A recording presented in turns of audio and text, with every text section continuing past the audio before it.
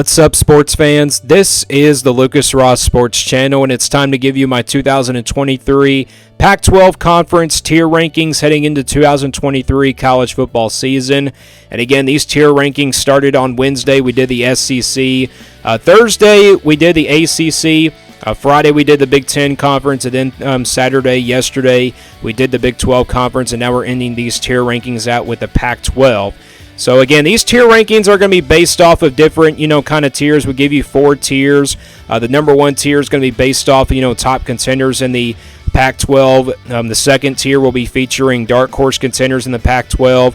And then third tiers are going to be like decent teams, and then the fourth tier are just teams that are probably not going to really be that good this year. And, these are teams that I'm also hyped up for, and maybe not hyped up for heading into 2023. And we're just basing this off of how these teams finished from last year as well, and of course how good they will be heading into 2023. But let's get right into it here with my Pac-12 conference tier rankings heading into 2023. We'll start with the first tier, and these are going to be your top contenders in the Pac-12. And you got a lot of them here in the Pac-12. You got Oregon State, USC, Oregon, Washington, Utah, and UCLA. All of these teams right here that you're seeing here, 6 teams in the Pac-12, are all going to be dark horse, or actually top contenders in the Pac-12 this year. 6 teams in the Pac-12. I mean, this Pac-12 was definitely wide open last year, and this is why these all these 6 teams ended up here in the number 1 tier. And I kind of expect them here to run the Pac-12, but I really don't know who's going to win it, to be honest. Oregon State, USC, Oregon, Washington, Utah, and UCLA. All 6 of these teams do return a lot of production from last year. Oregon State, they do have DJ Ogilvy coming in. USC returns a lot of production. Oregon with Bo Nix coming back. Washington with their starting quarterback. And they also have experience coming back on both sides of the ball. Utah's got Cam Rising coming back, and UCLA just has a good amount of production coming back as well. And you can see how wide open this Pac-12 is going to be. And this is why all these 6 teams ended up here in the first tier. So I think I kind of expect, really a wide open conference this year in the Pac-12. And, this Pac-12 has got a lot of teams in tier number 1. So those are your top contenders in the Pac-12 in tier number 1. Let's now go to tier number 2. This is going to be your dark horse contenders teams. And really, I only got one dark horse contender in the Pac-12 this year, and that's Washington State. I think Washington State's the only dark horse contender in the Pac-12 this year. I really don't see anybody else really challenging, the top teams in the Pac-12. I really only see Washington State doing that, and maybe there's not a really big dark horse contender out there, because there's like 6 teams in the in tier number 1 that are challenging for that top spot. Then he got the second spot, which is the dark horse spot. I mean, that's Washington State. Washington State's the only team I see really challenging in the Pac-12 this year against those top teams in the Pac-12 as well. So Washington State's the only team here in tier number 2 that I really see being, a dark horse contender. And I think this is going to be a good Washington State team.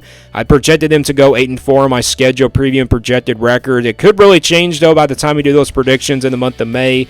I'm kind of expecting this team to be a dark horse contender in the Pac-12 in 2023.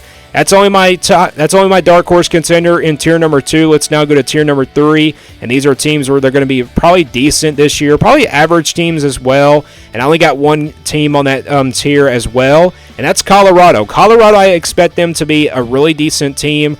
And really, I really only see this team being the most decent team here in the Pac-12 this season. But that's not really the case. I think Colorado's definitely could be better than that, and obviously, probably maybe worse than that as well. So Colorado, I think, will definitely be a team that, you definitely don't want to sleep on this season. But I think they're going to be just a decent team. I'm not saying they're going to go to a bowl game or anything like that, but I think they'll be an average team, not like maybe a decent team, maybe a high decent team. But I think they'll just be an average team perhaps. But this is the only third-tier team I'm seeing right now in this Pac-12 tier ranking. So Colorado definitely is a team that, is definitely going to be belonging here in this third-tier category. If they turn things around this year, they're definitely going to be in that dark horse, contenders, place next year. So that's my tier number 3 team. Let's now go to the last tier here for this Pac-12 tier rankings. And these are teams that are going to be probably not just living up to the expectations, and obviously probably not going to be that good this year, but I got 4 of them. It's the remaining 4 teams in the Pac-12. You got Cal, Arizona State, Arizona, and Stanford. I know Cal, was a bad team last year. They probably could be better, but I'm kind of not expecting this Cal team to be all that good. I'm just really not high on this Cal team. Arizona State kind of the same way. I was really high on this team last year, but I just did not expect them to be really all that bad last year. And then Arizona, I know they're coming off a 5-7 record last year, but I think they still got a long way to go before they compete in the Pac-12. It's going to take time for them to turn things around. They should probably be in that third tier with Colorado. And then you got Stanford here. I have to put them in this fourth tier because they're in a rebuild mode now. This is going to be a young Stanford team. They lose a lot of production from last year. And I thought this team was also going to be good last year. I thought they were a tier number 1 team, but obviously they did not live up to those expectations that we think they were going to last season. So those are my 4 teams that I think they won't really be that good this year. I'm just not really hyped up for them. And I think all of these teams are not really good in the Pac-12. But I think Arizona is definitely that one team that could probably jump up there to tier number 3, maybe possibly tier number 2. But really, I only see them going up to tier number 3 perhaps. They maybe could really shock me perhaps as well. But those are my tier rankings for the Pac-12 conference. So let me guys know what you think about these tier rankings. What do you think? Who do you think will have a top contender series? Who do you think will have a chance to be a dark horse contender? Who do you think will be a decent team? And who do you think will be a bad team this year in tier number 4? Let me know down in the comments below. That completes our Power 5 tier rankings. We'll think about more college football content before we head into the month of May for those college football predictions. And stay tuned here for more sports content on the Lucas Ross Sports Channel.